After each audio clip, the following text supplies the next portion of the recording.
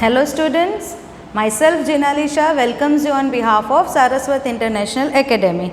In last lecture, we have studied regarding certain genetical terms.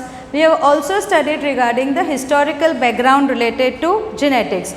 Now, the main person who is called as the father of genetics is Mendel, Gregor Mendel. Gregor Mendel, he is known as father of genetics. Now, why he is called as father of genetics and what are the reasons for his success, we will study that. So, contribution of Gregor Mendel and reasons for his success. So, basically Mendel, he conducted the hybridization experiments on the garden pea plants and then he proposed the laws of inheritance. So, basically what was the main contribution of Gregor Mendel in the field of genetics? He is the person who proposed the laws of inheritance in the living organisms. He is the person who proposed the laws of inheritance in the living organisms. And how did he propose the laws of inheritance? So, he conducted the hybridization experiments on the garden pea plants. So, he conducted his experiments on the garden pea plants. Now, why he selected, why the study material for Gregor Mendel was garden pea plant, we will study later on. But he conducted the experiments on the garden pea plants and from those experiments he gave the laws of inheritance which we will be dealing in the later part of the chapter. But that was the main contribution of the Gregor Mendel in the field of genetics, that is formulation of the laws of inheritance. Now, we will study what are the reasons for his success. So, the main reason for his success is he applied statistical and mathematical data to solve the problems in biology. He was the first person who used the statistical data and mathematical data to solve the problems in biology. Say for example, whatever experiment he conducted, he gathered the statistical and mathematical data for that particular experiments, and he was the first to use the statistics and mathematics to solve the problem in the biology. The next reason is he had a large sampling size. So, basically the number of experiments he conducted, the number of characters he studied were more. So, basically his experiments, they had a large sampling size and it gave the greater credibility to the data he collected. So, that was another reason for his success.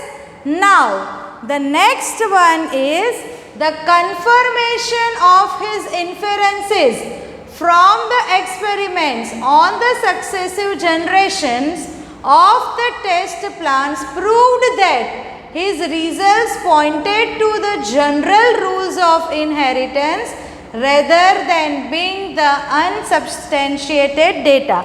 So, indirectly what does it mean? It means that he conducted the experiments, whatever data he obtained, it was not the unproved data. Though he used basically the garden pea plants, but whatever law he proposed, they were the general laws of inheritance. So, the confirmation of his inferences, that is he conducted the tests on the, or basically he conducted the test on the garden pea plants. Whatever confirmation he got from the garden pea plants, they proved to be the general laws of inheritance rather than the unproved ideas. Now, he investigated, the next reason is he investigated characters in the garden pea plant that were manifested as the two opposing traits. So basically whatever character he studied, all those characters were manifested as two opposing traits. Say for example, the height of the plant. So there were two conditions, one is tall and another one is dwarf. Say for example, color of the seeds. So again here there are two colors, yellow and green seeds. So whatever characters he studied, that characters, they had the two opposing traits.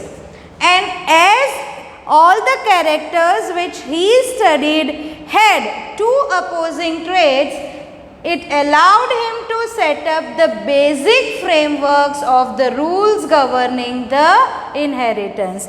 So from this data, he set up the basic rules that governs the process of inheritance. Now the next reason for his success is he conducted the artificial pollination or cross-pollination experiments using the several true breeding pea lines. So which type of experiments did he conducted? He conducted the artificial pollination or the cross-pollination techniques using the true breeding pea line. Now what do you mean by the term true breeding line?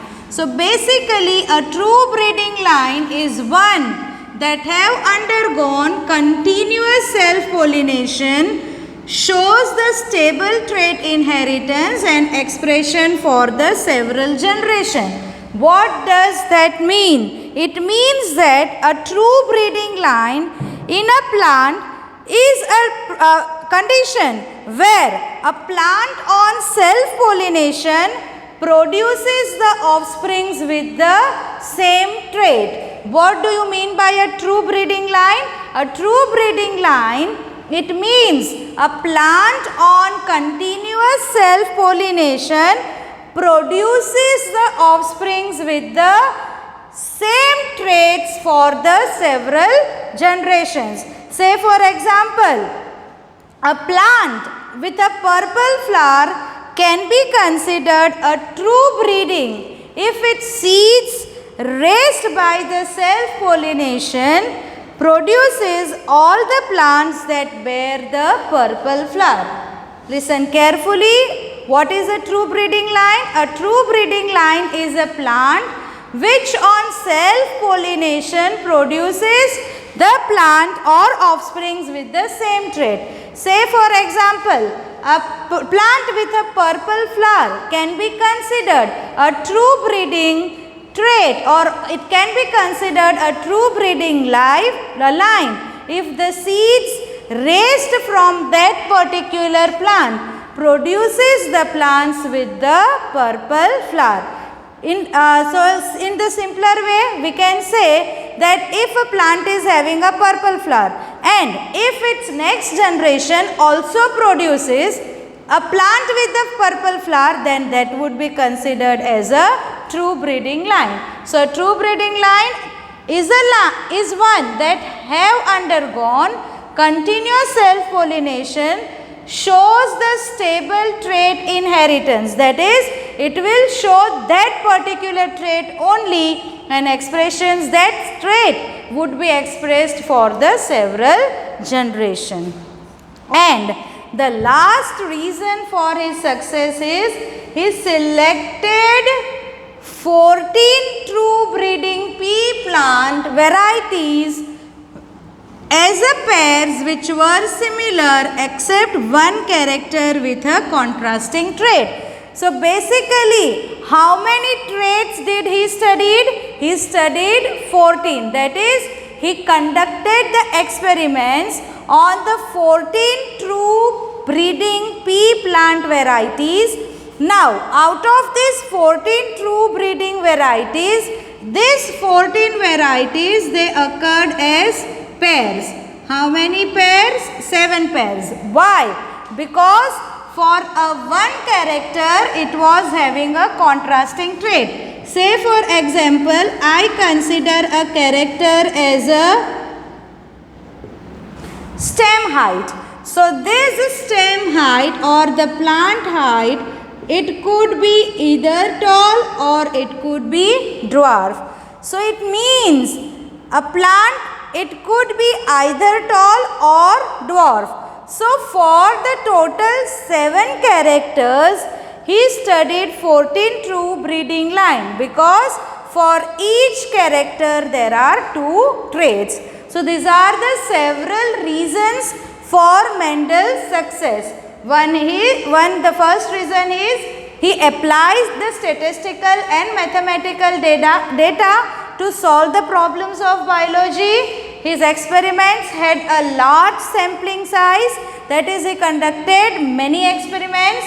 Then the confirmation of his inferences from the test plans proved that the results were for the general rules of inheritance. Later, he investigated the characters in the garden pea plants that were manifested as 2 opposing traits. So he studied only those characters which were studied as 2 opposing traits. From this, it allowed him to form the basic rules for the inheritance. Now, he also conducted the artificial pollination or cross pollination using the true breeding lines. And finally, how many true breeding lines did he selected? He selected 14 true breeding lines in the pea plant with 1 character with the 2 opposing traits. So that was the reason for Mendel's success. Now, as I told you, Mendel studied 14 true breeding lines, and basically they were divided into 7 pairs with the contrasting trait. So first of all, we will study what do you mean by the term contrasting traits. So what are contrasting traits? So they are the traits which always appear in two opposing conditions. One is dominant and another is recessive, then that is called as the contrasting traits. So the traits appearing in the 2 opposing conditions, like say for example height, it may be tall and dwarf. So that they are called as contrasting trait. Now out of the 2 opposing traits, one will be dominant, that is it will be expressing its character, and another is a recessive whose characters will be expressed only when present in a homozygous condition. If a recessive trait is present along with a dominant one, that is in heterozygous condition, always the dominant trait will express. So the geneticists, they use the term character for a heritable feature such as flower color, which varies amongst the individuals. Now each variant of a character such as white or purple color or violet color, it is called as a trait. See, there are 2 terms. One is a character and another one is a trait. There are 2 terms. One is a character and another one is a trait. So the heritable feature is called as a character, and the variant for a character is called as a trait. Listen carefully. What is character? It is a heritable feature. Say for example, the height is considered as a heritable feature. The flower color can be considered as a heritable feature. Now, what is a trait? Trait is a variant of character. Now, what does it mean? What can be height? The height can be either tall, it can be dwarf, flower color, it may be violet or it may be white in color. Say for example, human beings. I consider the skin color. So skin color, there are many variants of the skin color in human beings. So the skin color is called as a character, and those variants of the character, it may be whitish in color, it may be brownish in color, it may be blackish in color. So what are they called as? They are called as traits. And what is a contrasting traits? The character or those traits which appear in two opposing conditions, that is one dominant and recessive, what are they called as? They are called as contrasting trait. Now I told you Mendel he studied the 7 contrasting characters or traits, and what are those characters studied by Mendel? He considered how many characters? 7 characters. One is stem height, second is flower color, third is the flower position, next is the pod shape, the next is the pod color, seed shape and seed color. So all these features are called as the characters. Now all these characters would have a contrasting traits. So which are the contrasting traits? The stem height, the contrasting trait is tall and dwarf. Now out of this, all those which are mentioned on this side, or you can say on the left side, they are the dominant trait, and these are the recessive traits. So the tall height is a dominant condition, dwarf is a recessive condition. Same way the flower color may be violet and white. The flower position may be axial and terminal. The shape of the pod may be inflated or constricted. Pod color may be green or yellow. Seed shape may be round and wrinkled, and seed color may be yellow and green. So Mendel studied total 7 characters, and each character with the 2 contrasting traits, which means the 2 contrasting traits, out of that one trait is dominant in expression and one trait is recessive in expression. So these are the 7 characters studied by Mendel, each character having the 2 contrasting traits, and for all these contrasting traits he carried out the true breeding line experiments. For all these contrasting traits, 14 contrasting traits are there. For each and every contrasting trait, he carried out the true breeding line experiments. Now students, we studied the reasons for Mendel's success, and one of the reasons for Mendel's success was the selection of the study material. What was his selection? He selected the pea plants, garden pea plants for his study. So what were the various reasons that he selected the pea plants for his study?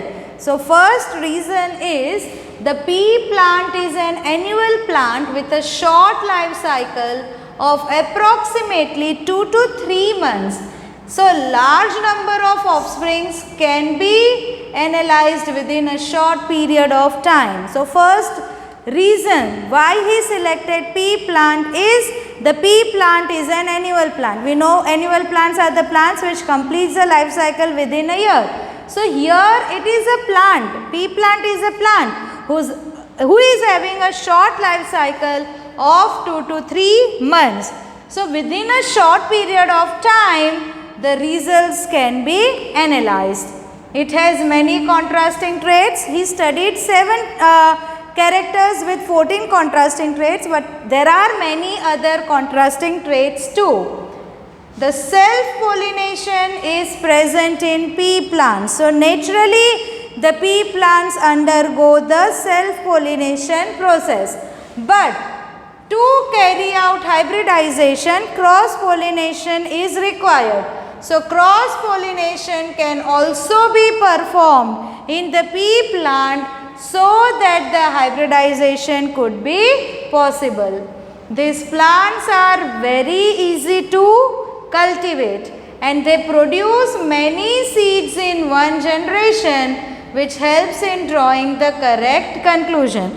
So within one generation many seeds are produced. Now when that seeds are sown, they produces many plants, and as many seeds are produced in a generation, it would help to draw the correct conclusion. And finally he worked only on the pure, or you can say true breeding traits. As I told you, what is a true breeding trait? A plant on self-pollination produces the offsprings with the same trait. Say for example, a plant is there which produces, say for example, the violet flower. Now this plant can be considered a true breeding trait if the seeds which are produced by these plants, when these seeds are sown and they produce the plants which have the violet flower, then what is this considered as? It is considered as a true breeding trait. What is a true breeding trait? A plant can be considered a true breeding or pure. Suppose if it produces the offspring with the same trait in the next generations. Say for example, a plant with a violet flower can be considered a true breeding if the seeds produced by these plants, when sown, they produce the plants which contain the violet flower. So that can be considered a true breeding trait. Now students, we studied why Mendel selected pea plants. Okay, after selection he performed the experiments.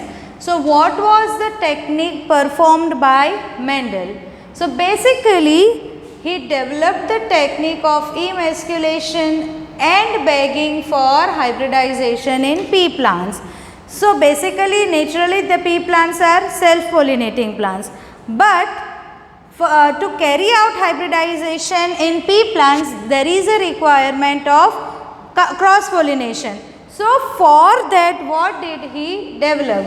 So he developed the technique of emasculation and bagging. Students, we have already studied the emasculation and bagging techniques in chapter number 2. So basically we know that flowers of the pea plants are bisexual. That is, they have the androecium and gynoecium. So what is emasculation? The removal of the anther from the bisexual flower in the immature stage is called as emasculation. So basically converting a bisexual flower into a female flower by removal of the anther in the immature stage is called as emasculation. Now why emasculation is done? It is done to prevent the process of self-pollination. If anthers are removed, there are no chances of the process of self-pollination.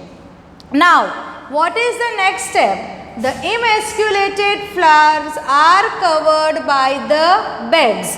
And what is that technique called as? That is called as the bagging. So basically what do you mean by bagging? To cover up emasculated flower. What are emasculated flower? Bisexual flowers from whom the anther have been removed. What are they called as? They are called as the emasculated flowers. Now in these emasculated flowers they are covered with the bag. And what is that called as? It is called as bagging. Now again, why the technique of bagging is performed? The technique of bagging is performed to prevent the undesirable cross-pollination. Why bagging technique is performed? Why the emasculated flowers? They are bagged. So they are bagged to prevent the undesirable pollination. That is, the unwanted pollen grains, they do not sit on the emasculated flower, for that reason the emasculated flowers are covered with the bags. Now once the flower mature, what will happen? The mature pollen grains, they are collected from the male parents and they are spread or dusted on the emasculated flowers. So once the bagged flower becomes mature, once it becomes ready to receive pollen grain, the bag will be removed and the mature pollen grains will be dusted on that emasculated flowers. Then the seeds are allowed to be formed in the female flowers after the pollination. Once pollination will take place, we know the events of the sexual reproduction. After pollination will be fertilization. So after fertilization, seeds will be formed. Now the plants which are obtained from those seeds are called as the first filial generation or offspring or F1 generation. The term filial, it means the offspring. What does the term filial means? Offspring. That is, the seeds which are obtained after pollination, they will be cultivated, and the plants which are obtained from those seeds are called as the first filial generation. Filial means offspring, or in short it is also called as the F1 generation. Now the plants of the F1 generation are self-pollinated. What happens to the plants of the F1 generation? They are self-pollinated. Whereas the parent's plant, in parent plant, what is the technique performed? Cross-pollination. But after F1 generation, whatever seeds are obtained and those seeds when sown, we get the plants of the F2 generation. So basically the F1 generation will be self-pollinated and plants of the F2 generation will be obtained. So basically what Mendel did? So basically he selected the pure parent plants. Pure parent plants means true breeding plants. Then he carried out the hybridization in the pure plants. Now, how did he carry out the process of hybridization? By the process of emasculation as well as the bagging technique. And finally, the self-pollination in the hybrids. So basically he carried out the experiments in 3 steps. First of all, he selected the true breeding plants. Now by those selected plants he carried out hybridization. How did he carry out hybridization? So by emasculation and bagging techniques. And finally, when after hybridization, the F1 generation is obtained. Those F1 generation are hybrid plants. In them he carried out self-pollination and he obtained the plants of the F2 generation. So these were the steps carried out by Mendel.